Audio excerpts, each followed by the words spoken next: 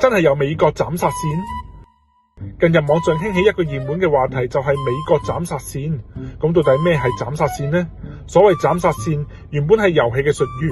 意思係你喺遊戲入邊失血過多，當血量跌破某個底線，就會被對手一個技能無情擊殺。而美國斬殺線指嘅係一條殘酷嘅社會生存底線，描繪咗好多美國人從正常生活淪落到流落街頭嘅急速墮落過程。呢條斬殺線最殘酷嘅地方就係會令呢種失血變得完全冇得翻轉頭。要斬殺一個美國人，最簡單就係令佢失去工作。失業唔單止意味住收入中斷，仲會觸發連環危機，房租或者供樓逾期，驅逐令隨即就到，同僱主綁定嘅醫療保險會失效，天價嘅自費保險根本負擔唔起，一場流感、一次救護車出動都足以令一個人破產。冇固定住址就揾唔到正規嘅工作，債務堆積導致信貸評級崩盤，連電話卡都辦唔到，最終被主流社會拋棄。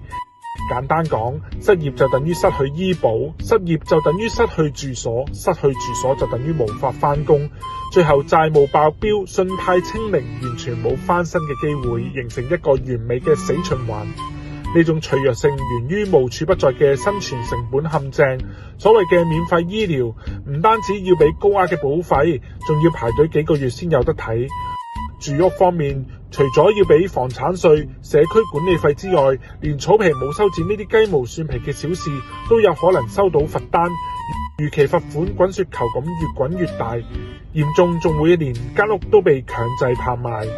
就算係捧住鐵飯碗嘅公務員，都一樣逃唔過呢個劫。2025年10月，美國政府停擺，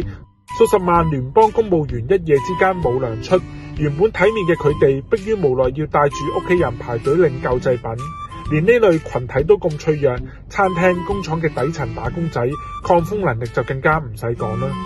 點解美國街頭如55萬流浪漢入邊，有啲人講嘢彬彬有禮，甚至仲識得拉小提琴？因為無論係普通人、中產階級定係社會精英，只要一失業，就好大機會跨過呢條斬殺線，喺2-3年之間經歷破產、流浪，甚至染上毒癮。從前嘅體面被徹底抹去，最終蜷縮喺街頭帳篷入面，無聲泯滅。